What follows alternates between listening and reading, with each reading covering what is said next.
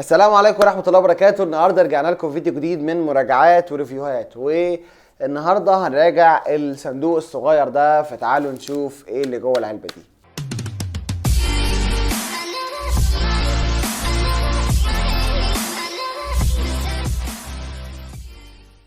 طيب رجعنا لكم تاني. النهارده هنراجع السماعه الصغيره جدا دي، ودي برضو تصنف من سلسله ارخص المنتجات اللي ممكن تشتريها.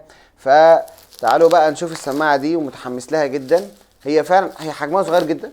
من اول حاجه كده حجمها يعني تقريبا قد كفه الايد، ودي حاجه يعني مش متحمس لها. حلو. بيجي بقى جوه العلبه مفيش اي حاجه تاني، هو السماعه والكابل. اول حاجه هتلاحظها اول ما تمسك السماعه دي، هي خفيفة قوي قوي، يعني خفيفة جدا، وزنها هوا. وده يخلينا نسأل نفسنا هي ما فيهاش سماعة من جوه تقريبا. انا لسه مجربتهاش ولا حتى فتحتها من العلبة بفتحها قدامكم، فيعني انا بستغرب زيكم. ما فيهاش يعني وزن خالص، حاجة غريبة. هي ممكن تبقى كام؟ 60 70 جرام بس، مفيهاش اي حاجه. طب هنشوف. طيب الخامات المصنوع منها، الخامه اللي قدام دي قماش شكله حلو كده، خامه قماش كده شكلها حلو، تدي طبعا من الفخامه. والبلاستيك بتاعه بلاستيك لونه اسود مطفي. برضو لا طبعه فخامه حلو مش وحش. والازرار بتاعه التحكم اللي بتيجي من فوق، الام اللي هي المود وتوطيط الصوت وتعليق الصوت، والبلاي اند بوز اللي هو تشغل الصوت وتوقفه. بنيجي من ورا هنا بنلاقي زرار الاون والاوف، اوكي، وبنلاقي مكان الشحن، وبنلاقي مكان كارت ميموري، وبنلاقي يو اس بي علشان لو اركب فلاشه ولا حاجه. تعالوا بقى كده، احنا كده استعرضناها ومفيش غير العلاقه الشيك دي. كده احنا استعرضنا كل حاجه فيها، عايزين بقى نجربها. Bluetooth mode. بالتناس، في كده صوتها ابتناس. لسه يعني ايه هنحكم عليها لما نشغلها. هنجيب بقى التليفون، وهي الصراحه انا نسيت اقول لكم، هي الاسم يعني مش مفهوم يعني.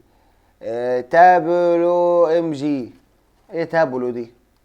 بص ما لهاش دعوه بالاسم، يعني سيبكم من الاسم. اسمها بي تي سبيكر برضو، بي تي سبيكر. Connected. بي تي سبيكر زي اي سماعه صينيه ممكن تشتريها، ممكن تلاقي 5 6 7 سماعات جنب بعض وكلهم بي تي سبيكر، فمش هتعرف تفرق ما بينهم.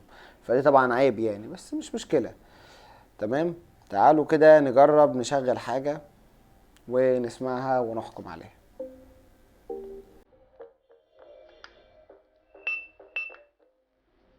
احنا كده معلينها على الاخر.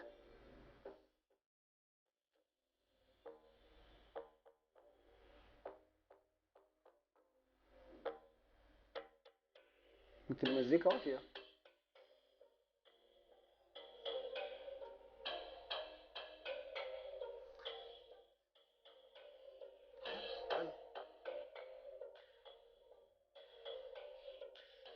صوتها شغال.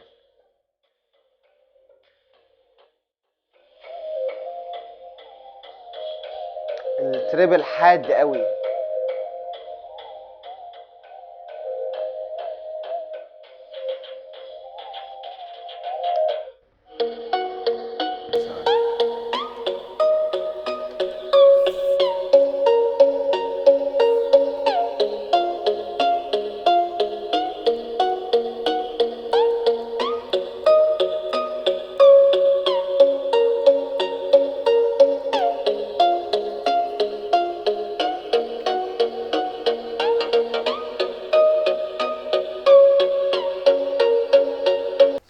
طيب احنا قعدنا نجربها، وقعدت كده اسمعها واختبرها في اغاني واختبرها في مزيكا.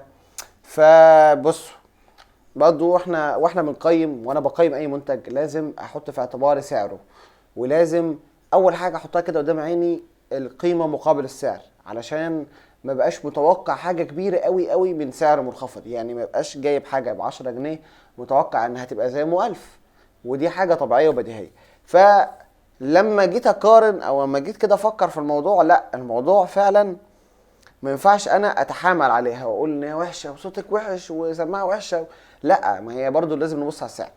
فبالنسبه لسعرها، هي قيمه مقابل سعر كويس. واحد عايز سماعه سعر منخفض صوتها عالي، اوكي، بس اكيد مش هيهتم بان في بيس قوي، في تريبل قوي زي ما انا مثلا بختبرها اختبارات قاسيه. فلا محدش يعني لما يجي يشتري سماعه زي كده هيقعد يتكلم ده من اول حتى بالوزن، وانا عارف انها هتبقى ضعيفه.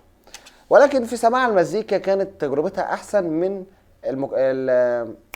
في سماع المزيكا كانت تجربتها احسن من الاغاني اللي فيها كلام. بحس ان صوت المغني فيه مشكله في حاجه. فلا بالنسبه لي انا ممكن اقيمها برضو، هيبقى تقييمي 5 من 10 6 من 10 كده، بحيث ان هي قيمه مقابل سعر. دي بقى النونو دي بتيجي بكام؟ بتيجي ب 65 جنيه. فلما تبقى دي ب 65 جنيه وبتعمل لي كده مرضي، انا مبسوط. يعني بتطلع صوت، انا كنت متوقع تجيلي حاجه بايظه يعني علبه فاضيه. فلا 65 جنيه حلوه جدا، مش هقدر انا اتحامل عليها اقول وحشه وما تشتروهاش. لا اشتروها لو مش معاك انك تشتري حاجه اغلى. لو مش معاك تشتري ب 150، انا كنت عامل سماعه 150. لو مش معاك تشتري حاجه ب 200، كنت عامل برضه فيديو 300 في فيديو للبار. ففي اكتر من اختيار، لكن انا دلوقتي مش معايا غير الثمن دي، يبقى هي دي الاختيار الامثل للسعر ده. ودي ممكن تبقى من ارخص الحاجات اللي اشتريتها في حياتي، هي ارخص منتج اشتريته على الاطلاق. بس فلا جميله، انا بالنسبه لي عشان سعرها لا جميل. بس وان شاء الله يعني كده هنشوف الكومنتات اللي هتيجي عليها، وممكن نطلعها جيف اواي. يعني يلا اي خدمه، يلا نشوف بقى الكومنتات اللي تيجي عليها كده وحد يكون متحمس، دي ممكن نطلعها جيف اواي لحد من المتابعين. بس ده كان كل اللي عندي النهارده في الفيديو، يا رب يكون الفيديو عجبكم. ما تنسوش اللايك والشير والسبسكرايب.